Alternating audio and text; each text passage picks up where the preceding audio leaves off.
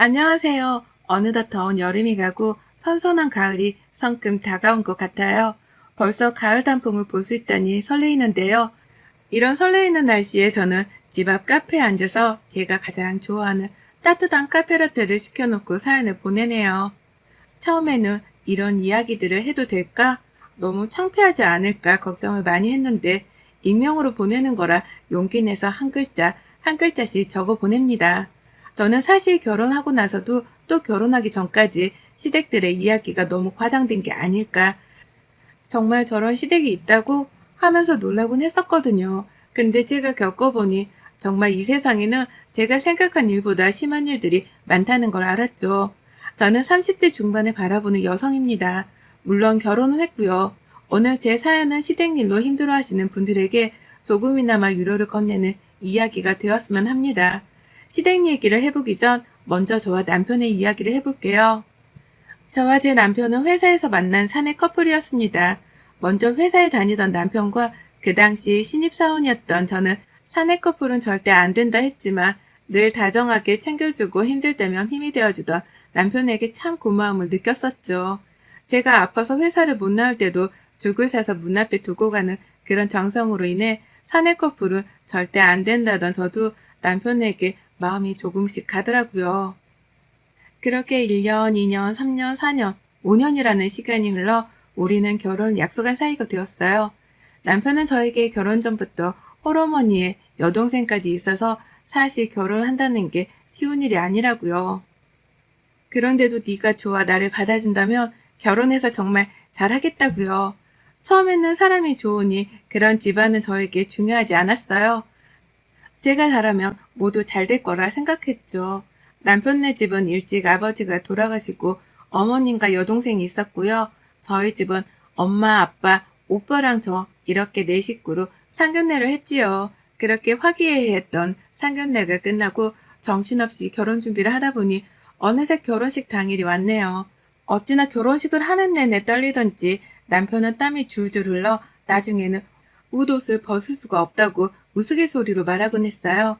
행복했던 결혼식이 끝나고 신혼여행으로 저희는 남편이 그렇게 바라고 바라던 뉴욕으로 다녀왔어요. 주변에서는 몰디브나 괌으로 가라고 했지만 남편을 살면서 꼭 한 번은 뉴욕에 가보고 싶었다며 저도 남편의 뜻을 존중해 우리는 2주가 다 돼가는 시간을 정말 행복하게 보냈답니다. 남편이 영어를 굉장히 잘하는 편이라 가이드가 없어도 저희끼리 돌아다니면서 무척 재미있게 보냈습니다. 그렇게 한국으로 돌아오던 날 부모님들의 선물과 저희 오빠와 아가씨들의 선물까지 사가지고 캐리어에 바리바리 담았죠. 엄마가 시댁에 가져가라고 주신 이바지 음식도 바리바리 싸서 시댁으로 갔어요. 어머님과 아가씨는 신혼집에서 그리 멀지 않은 집에 살고 있었거든요. 인사를 드리고 선물도 드리고 그렇게 화기애애하게 지내고 왔죠. 저는 성격이 늘 조용한 편이라 남편이랑은 정반대의 성격이었어요. 남편은 목소리도 크고 자기 주장도 강한 편인데 시댁의 어머님이랑 아가씨도 둘 다 목소리도 크고 자기 주장이 굉장히 강하신 분들이었거든요. 하지만 결혼하면 시댁 스트레스 정도야 누구나 있다고 생각해 무심코 넘어갔던 게 화근이었을까요? 어느새부턴가 어머님은 저희 집에 이틀에 한 번씩은 찾아오셨어요. 아들이 보고 싶어 오시거나 어떻게 우리가 살고 있는지 보고 싶어 오시거나 말도 없이 찾아오실 때도 있고요. 저는 화가 나도 말을 하지 못하는 편이라 그럴 때마다 묵묵히 입을 다물곤 했어요. 그러다 친정 식구들이 신혼집에 온다는 이야기를 듣고 신나서 이리저리 음식을 준비했죠. 처음 결혼하고 대접하는 엄마 아빠이니까 정말 잘해내고 싶었거든요. 남편도 일찍 퇴근해 엄마 아빠 오실 준비를 마치고 있는데 갑자기 띵동하고 초인종이 울리네요. 누구인가 보았더니 아가씨가 말도 없이 집으로 왔더라고요. 왜 왔는지 물으니 그냥 심심해서 왔다고 하길래 남편이 오늘 장인어른 장모님 오시니까 다음에 밥이나 먹자고 하고 보내려고 하더라고요. 마음 약한 저는 또 그냥 아가씨를 보낼 수 없기에 괜찮으면 같이 식사를 하자고 말씀드렸어요. 부모님께는 따로 문자를 보내둔 상태였고요. 그렇게 엄마 아빠가 도착하고 곧이어 저희 오빠까지 도착했죠. 식사가 끝나고 녹초가 된 저는 그대로 잠이 들었어요. 며칠 후에 회사가 끝난 후 집으로 가려는데 갑자기 아가씨한테 전화가 울리는 거예요. 여보세요? 언니! 네, 아가씨, 무슨 일 있으세요? 아, 언니 시간 되시면 지금 잠깐 만날 수 있으세요? 제가 맛있는 거 사드리고 싶어서요. 라고 하더라고요. 그렇게 친절한 성격의 소유자가 아니라 처음에는 의아했지만 그때 부모님이 오셨을 때 식사한 게 마음에 걸려서 그런가 싶어 남편은 야근한다길래 아가씨를 만나서 집 근처에서 식사를 했어요. 그렇게 카페까지 가고 일어나려는데 아가씨가 저에게 저희 오빠 이야기를 물어보더라고요. 오빠가 몇 살인지, 여자친구가 있는지 등등요. 그래서 오빠는 저보다 2살 위고 여자친구는 저도 잘 모르겠다 물어보지 않아서 그런 거 서로 이야기하지 않는다 하고 웃어 넘겼죠. 그랬더니 아 그러냐고 그러길래 그냥 물어보나 보다 하고 그렇게 집으로 왔어요. 집에서 남편을 기다리면서 TV를 보는데 남편이 오자마자 저에게 물어보네요. 여보, 형님 여자친구 있으셔? 라고요. 한 번도 물어보지 않았던 질문이라 좀 의아했지만 나도 모르겠어. 오늘 아가씨도 그렇고 여보도 그렇고 왜 자꾸 우리 오빠 여자친구 유무를 물어보는 걸까 하니까 갑자기 화들짝 놀라면서 이야기를 하더라고요. 아니 사실 소정이가 형님이 엄청 마음에 들어서 나한테도 물어보더라고. 여자친구 없으면 자리 한번 만들어주면 안 되겠냐고. 그 말에 저는 너무나도 기겁을 했어요. 저희 아가씨 결혼하고 이혼까지 한 이혼녀거든요. 혼인신고는 안 했다지만 결혼식도 올리고 1년 가까이 살고 서로 안 맞아서 이혼해서 지금 어머님께 와 있는 건데 저희 오빠는 저랑 다르게 머리도 똑똑해 지금 대학병원에서 레지던트로 근무하고 있거든요. 저는 너무나 당황했지만 아마 있겠지. 오빠 정도면 당연히 있겠지. 라고 웃어 넘겼어요. 그렇게 아가씨한테 잘 이야기하라고 말해달라 전하고 이 일은 이제 그만 마무리되는 것 같더니 이번에는 어머님이 절 부르시네요. 얘야 사돈총각 있잖아. 우리 소정이랑 어떨까? 우리 소정이 얼굴도 예쁘고 싹싹하잖아. 착하고. 어머님 저희 오빠 아마 여자친구 있을 거예요. 그리고 친정 오빠도 아니고 친오빠로 아가씨한테 소개시켜 드리는 게 사실 조금 저희 부모님이 아마 불편해 하실 것 같으세요. 어머님도 너무 부담스럽지 않으시겠어요? 그러다 잘 되지 않기라도 하면 정말 어떡해요? 라고요. 처음으로 어머니께 제 이야기를 들었더니 알겠다곤 하시군 저보고 그냥 집에 가라고 하시더라고요. 기분은 나빴지만 그래도 서운은 하시겠지 싶어서 그냥 집으로 갔어요. 그렇게 한 일주일 정도가 흐르고 자꾸만 남편이 옆에서 저희 오빠 이야기를 하는 거예요. 자기 동생이 그러는 말 아니면 진짜 좋은 사람 만났다 이러면서요. 당연히 아가씨가 나쁜 사람이란 건 아니지만 어느 누가 동생이 결혼했다가 이혼한 사람을 만나라고 하고 싶겠어요? 그렇잖아요. 근데 이렇게 말하면 남편도 너무 상처받을 것 같아서 그냥 좀 그건 서로 불편하다 하고 넘어갔어요. 며칠 뒤 제가 회사에 있는데 오빠한테 전화가 왔더라고요. 잠깐 통화 되냐고요. 아니 너희 아가씨라는 사람 전화 와서 한번 밥을 먹자는데 그때 결혼했다고 하지 않았어? 결혼하고 이혼했지. 나 몰랐어. 우선 거절해. 오빠 내가 얘기할게. 너 그러다 곤란해지는 거 아니야? 아니야, 뭘 곤란해. 그렇게 전화를 끊고 바로 남편한테 전화를 했죠. 오빠한테 아가씨가 전화했다는데 당신이 번호 알려줬냐고요. 내가 그거는 부모님도 허락하기 어렵다고 안 된다고 했는데 왜 알려줬냐고 하니까 자기는 알려준 적이 없다고 하네요. 알고 봤더니 어머님이 남편 핸드폰에서 몰래 저희 오빠 번호를 보고 아가씨한테 알려준 것 같아요. 그렇게 아가씨한테도 전화해서 저희 오빠 여자친구가 있다. 근데 그렇게 불쑥 연락하시면 오빠가 너무 당황한다고요. 그랬더니 저한테 뭘 당황하냐고 사돈끼리 밥 한번 먹는 게 뭐가 그리 어렵냐면서 그러는데 이때까지만 해도 저한테 앞으로 다가올 일은 상상도 하지 못했어요. 우선 회사니 다시 이야기하자 하고 끊었는데 어떻게 해야 할지 도저히 생각이 안 떠오르더라고요. 오빠한테는 우선 여자친구가 있다고 하라고 했는데 정말 여자친구가 있다고 했더라고요. 진지하게 만나는 사람이 있다고 말했는데도 밥을 먹자고 하니 거절하면 네가 곤란해질 것 같아 좋게는 말했다고요. 그랬더니 어머님한테 전화가 또 오더라고요.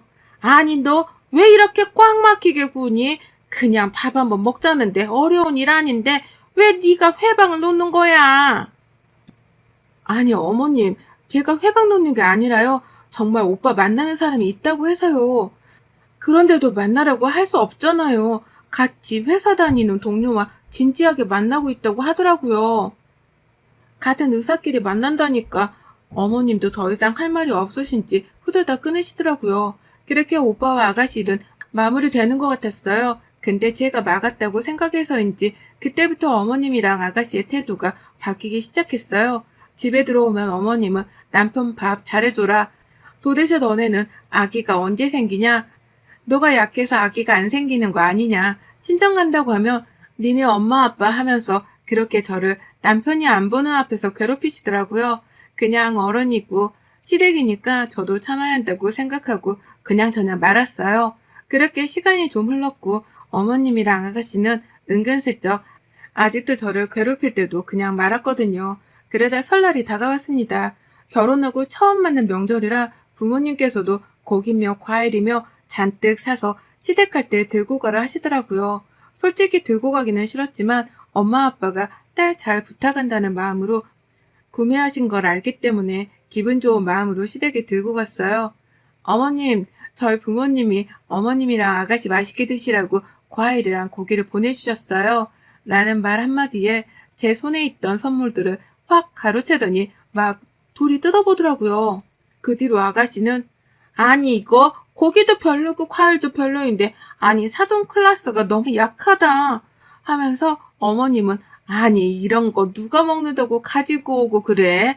그냥 저기 놔둬라 이러시더라고요. 정말 눈물이 나오는 걸 참고 또 참았어요. 남편은 아니 왜 딴지 거냐고 엄마는 아무것도 안 보내드리면서 그냥 먹으라 했지만 어머님은 저희 엄마 아빠가 보내주신 선물을 풀어헤쳐서 그냥 바닥에 두셨더라고요. 정말 열불이 났지만 살면서 어른들한테 대드는 건 아니라고 생각하고 살아왔던지라 그렇게 하루가 흘러갔어요. 시댁은 아버님 제사만 지내서 아침에 일찍 제사를 지내고 먹은 걸 치우고 친정에 가려고 준비를 하는데 갑자기 어머님이 저에게 그러시더군요. 오늘 겉절이랑 김치 조금 이것저것 담아야 할 것 같으니 시장 갔다 오자. 라고요. 저는 너무 할 말이 없어서 어머님 저도 처음 명절이라 친정에 오빠도 와 있고 해서 가봐야 할 것 같은데요. 라고 하니까 어머님이 갑자기 노발대발을 하시더라고요. 아니 결혼했으면 이 집 귀신이지 무슨 친정에 간다고 난리니? 너는 아니 얘가 왜 이렇게 못 배웠어? 너 부모님이 그렇게 어른들한테 대들라고 시키디? 라면서 저를 막 몰아붙이는데 남편이 나와서 어머님한테 화를 냈지만 어머님은 자식 잘못 키웠다면서 먼저 눈물을 흘리시더라고요. 저는 아무 말도 못한 채 방에 들어가고 남편이 들어와서 저에게 엄마가 갱년기라고 이해 좀 해달라고 장인어른 장모님께 잘 얘기해서 내일 가면 안 되겠냐고요. 자기도 엄마가 혼자 있으니 괜히 신경이 쓰인다고 하니 저도 정말 잊고 싶지 않았지만 이혼할 거 아닌데 내가 지금 되들어서 뭐하나 싶어서 같이 시장에 따라 나섰어요. 그렇게 시장에 갔다가 시댁에 와서 깍두기랑 겉절이 담는다고 하시길래 열심히 또 무도 손질하고 배추도 손질하고 손이 부르틀 때까지 아침부터 저녁까지 열심히 부엌에서 한 발자국도 안 나오고 일을 했어요. 이제 좀 끝났겠다 싶어서 정리하고 씻으러 가려는데 집에 요새 이불 빨래 못했다고 이불 몇 개 내놨으니 그것만 빨아놓으라고 하시네요. 일이 있어서 잠깐 나갔다 온다고요. 한숨이 나왔지만 알겠다고 하고 아무도 없는 텅 빈 시댁에서 혼자 이불 빨래를 실컷 했어요. 온몸이 쑤시고 했지만 내일이면 집에 가니까 그걸로 위안 삼았죠. 남편도 회사에 갑자기 급한 일이 생겨서 나간다고 하고 저 혼자 너무 배고파서 라면 끓여 먹고 방 안에서 좀 쉬고 있었어요. 그대로 잠이 들었고 남편도 들어와서 자고 있길래 팽개쳐 두었던 옷들을 개서 정리하려는데 남편 바지 주머니에서 음식점 영수증이 떨어지네요. 보았더니 오늘이더라고요. 그것도 저희 집 근처에 있는 식당이었어요. 그럴 리가 없는데 처음에는 제 눈을 의심했죠. 근데 저한테 분명 회사 가서 밥도 못 먹고 일한다고 했던 시간인데 음식점 시간이 찍혀있길래 깨워서 물어봤어요. 영수증 뭐냐고요. 혹시 여자라도 뭐 만나는 거냐고 물어보니 제가 그렇게 집에서 혼자 이불 빨래하고 라면 먹을 때 남편이랑 어머님이랑 아가씨랑 셋이 나가서 영화도 보고 밥도 먹고 쇼핑도 하고 왔대요. 자기도 너무 미안해서 그러기 싫었는데 엄마가 아까 울고 하니까 마음이 쓰여서 엄마가 하도 가자길래 네가 서운해할 것 같아서 말 못했다고요. 그 이야기를 듣는데 저도 모르게 남편 뺨을 연속으로 2대 쳤어요. 정말 배신감에 휩싸여서 아무 말도 할 수가 없겠더라고요. 정말 결혼해서 한 번도 서로 언성을 높인 적이 없었는데 제 화가 주체를 못해서 남편 뺨을 쳤더니 남편이 놀란 토끼 눈으로 절 보네요. 큰 소리가 나서 다들 나와 저희를 쳐다보는데 저는 아랑곳하지 않고 그대로 제 짐만 싸서 나가려는데 어머님이 저 붙잡더라고요. 너 지금 이게 시댁에서 뭐하는 짓이냐? 뭐래가 잘못했길래 지금 남편한테 대드냐고요. 옛날 같았으면 어림도 없었다면서 그런 말들을 하시는데 제가 횟가닥했는지 아까 깍두기랑 겉절이 담았던 통들을 끼잉끼잉 들고 나와 전부 다 싹 바닥에 뿌렸어요. 고춧가루 김치 냄새가 진동하는데 그것도 모르고 전부 다 탈탈 털어서요. 어머님 남편 아가씨 셋 다 어안이 벙벙해서 저를 쳐다보더군요. 그래서 말했어요. 제가 바보라서 지금까지 가만히 있는 줄 알았냐고요. 우리 엄마 아빠가 주는 음식 저기다 팽개쳐 두지 않냐? 툭 하면 너네 엄마 아빠라면서 무시를 하지 않냐? 그거 어머님 못 배워서 그러시는 거라면서요. 매일 전화해서 저에게 네가 문제 있어 애 못 가지는 거 아니냐면서 하시지를 않냐. 이제는 친정에 못 가게 하려고 하지를 않냐면서 저도 저한테 하신 그대로 똑같이 삿대질을 하면서 따졌어요. 예전에 아가씨 저희 오빠를 못 만나게 제가 한다고 생각해서 그러시는 것 같은데 어머님도 생각을 해보셔라. 아가씨는 이혼 후에 지금 백수이고 저희 오빠는 대학병원에 근무하는 의사인데 저희 엄마 아빠가 허락하시겠냐면서 고래고래 소리를 질렀죠. 아가씨가 엄마한테 뭐 하는 짓이냐고 제 머리채를 잡는데 저는 그대로 바로 아가씨를 밀쳤어요. 남편은 그제서야 상황 파악이 되었는지 저를 말리며 나가서 이야기하자는데 어머님이 아끼던 도자기 병도 던져서 깨뜨렸어요. 그렇게 저는 집을 나왔고 남편은 이렇게까지 해야 되냐고 하더라고요. 저는 지금까지 있었던 일을 다 말했죠. 그런데도 참고 살았다고요. 그렇게 저는 집으로 왔고 그렇게 했는데도 분이 풀리지 않더라고요. 모두 있었던 일들을 부모님과 오빠에게 이야기를 했고 그 이야기를 하면서도 저는 정말 많이 울었던 기억이 나요. 엄마 아빠는 친정에 와 있으라고 해서 친정에 와 있던 찰나에 오빠가 말한 이야기는 충격적이었어요. 사실 너에게 말은 못했지만 우리 병원으로 너희 시어머니와 그 아가씨가 찾아왔다고요. 그냥 사돈총각하고 밥 한번 먹고 싶어 왔다고 하는데 갑자기 진지하게 우리 딸이랑 만나보는 게 어떠냐고 그러시면서 결혼하면 병원 개원 정도는 우리가 밀어주겠다고요. 혹시 그럼 다른 소개시켜줄 수 있는 주변에 괜찮은 사람은 없냐고도 물어봤다고 하네요. 정말 제가 다 창피했어요. 그래서 오빠가 최대한 좋게 진지하게 만나는 사람이 있으니 가셨다고 해요. 어머님, 저희 결혼할 때 정말 한 푼도 도와주신 거 없으신 분이세요. 아버님 돌아가시고 땅도 다 어머님 명의고 집도 어머님 명의면서 돈 없다고 매일 그러셔서 남편도 저도 양가 부모님 도움 없이 결혼하자고 했거든요. 근데 저희 부모님은 신혼집 보태라고 꽤 그래도 많은 금액을 지원해 주셨는데 시어머니는 그때도 있는 사람이 더 해야지 당연한 거다 하신 분이세요. 그러시는 분이 병원 개원이라니요. 자기 딸 의사한테 시집 보내고 싶어 안달난 분이죠 뭐. 이거는 정말 그대로 남편을 불러서 다 이야기했어요. 우리가 그렇게 힘들게 돈 부족해서 신혼집 얻으러 갔을 때 어머님은 뭐하고 계셨냐면서 돈 없다고 우리한테 그러지 않았냐고요. 지금도 아들한테 생활비 받으시는 분이 자기 딸 의사한테 시집 보내려 하시는 건 도대체 어떤 상식에서 나오냐고요. 막 그랬죠. 남편도 그렇게까지 생각하지는 못했는지 시댁으로 바로 달려가대요. 그 뒤로 어머님이랑 아가씨랑 절 찾아왔길래 만나서 똑똑하게 이야기했어요. 이제 어머님께 드리던 생활비도 더 이상 드리지 못할 것 같고 아가씨도 이제 나가서 일하시라고요. 남자 만나서 팔 잡힐 생각 말고 열심히 일해서 자기 인생을 좀 사시라고요. 이렇게 사는 거 부끄럽지도 않냐고 속에 있는 말 전부를 다 꺼내서 했어요. 그렇게 말하니 좀 시원하대요. 어머님이랑 아가씨는 이제 생활비 안 준다니까 미안해 모드로 가길래 저희 오빠한테 한 짓 안다고요. 저희 엄마 아빠는 그렇게 무시하더니 오빠한테 가서는 그렇게 하시는 거 보니 정말 아들이 창피해서 어머님 어떻게 보겠냐고요. 저희 집에 얼굴을 들고 다닐 수 있겠냐고 몰아붙였죠. 그렇게 저희는 어머님께 드리던 생활비를 싹 끊었습니다. 남편도 자기 엄마한테 질렸는지 엄마는 당분간 안 가겠다고 하더라고요. 저는 당연히 안 갈 거고요. 곧 추석이 다가오는데 저는 남편에게 당분간은 시댁 안 가겠다고 선포했어요. 당연하다고 가지 말자고 해서 이번에는 저희 둘이 제주도 가기로 했어요. 처음에는 남편이랑도 헤어질 생각까지 했는데 저희 친정에 와서도 오빠랑 엄마한테 진심으로 울면서 사죄하는 모습과 자기도 엄마랑 동생이랑은 거리를 두고 싶다고 하니 저도 마음이 편하지 못해 서로 이야기하고 이제 서로 부모님께 잘하자고 했어요.